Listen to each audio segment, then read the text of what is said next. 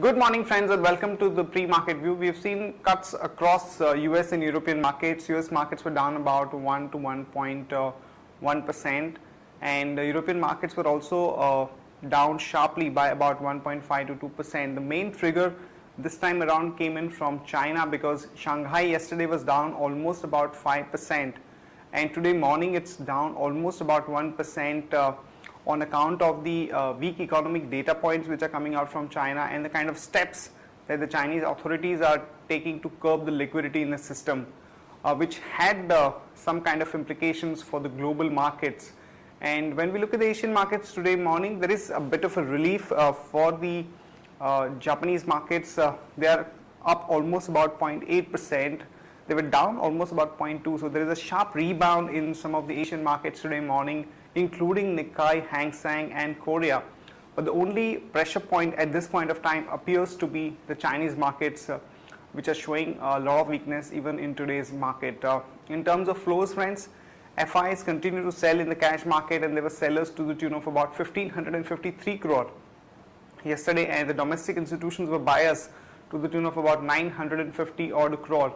No major action in the index futures. Also important to note is that the 10-year bond yields in US had shot up to almost about 2.67 but finally stabilized around about 2.54 to 2.55. Also we have seen the bond yields spiking up in some of the Eurozone countries like Spain, Italy and a couple of others, and that is definitely not a good sign for the emerging market flows. And as per the reports, emerging market outflow by the foreign funds has been to the tune of about $3 billion in the last about 2 to 3 weeks time, which is evident in the way the rupee has behaved and the way our markets have behaved. On that note, let me invite Sadhna to take us through important F&O cues, data and strategies that we can have in the F&O markets.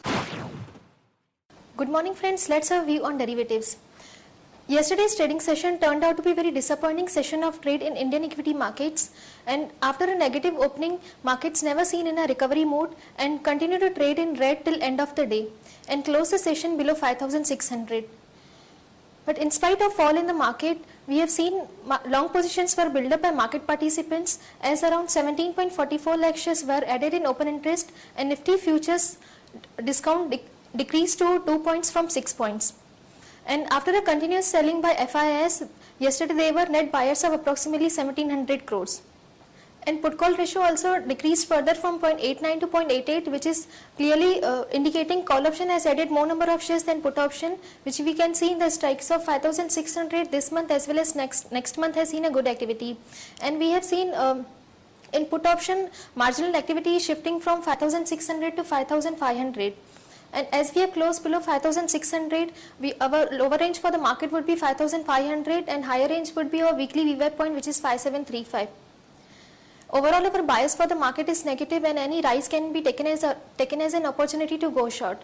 And from intraday perspective, one can go short on Aurobindo Pharma with a stop loss of 175.60.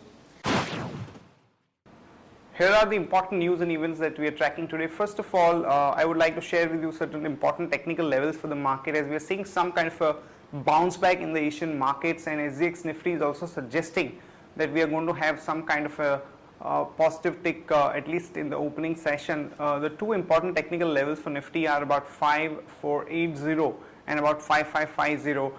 So with that as a stop loss, one could consider going long in the market to play for a pullback.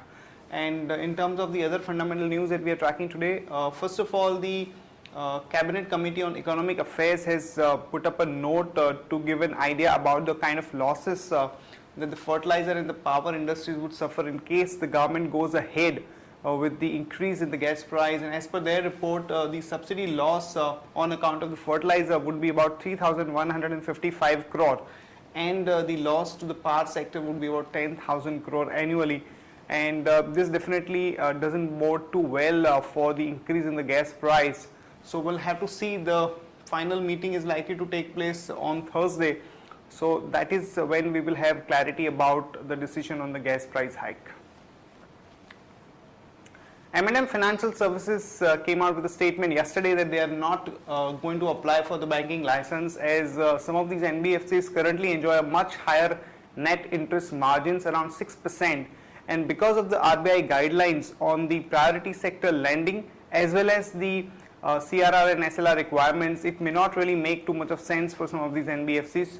So the stock actually reacted yesterday, but then it bounced back. So we don't see too much of a negative reaction on M&M Finance stock because of this development. Also, RBI has eased the fundraising norms through ECB for the low-cost affordable housing projects, and some of the housing finance companies and the developers could actually go for this funding at a lower cost.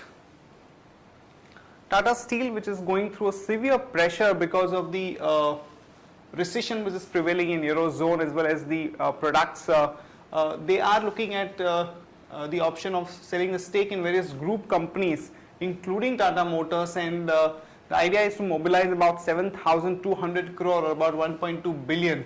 So one can really go long on Tata Steel with the stop loss of 261 and a target of about 275 to about 280. In Hindalco, some positive news as the US arm Novelis has increased the prices of painted aluminium sheet products in Europe by almost about 100 euro per ton. So one can go long on Hindalco with a stop loss of 92 and a target of about 98.5.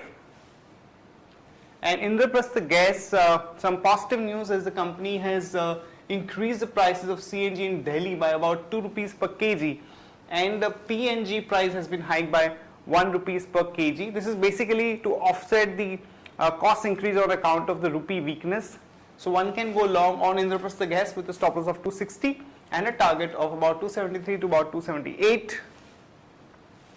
That's it from all of us, friends. Have a great trading session. See you tomorrow at the same time.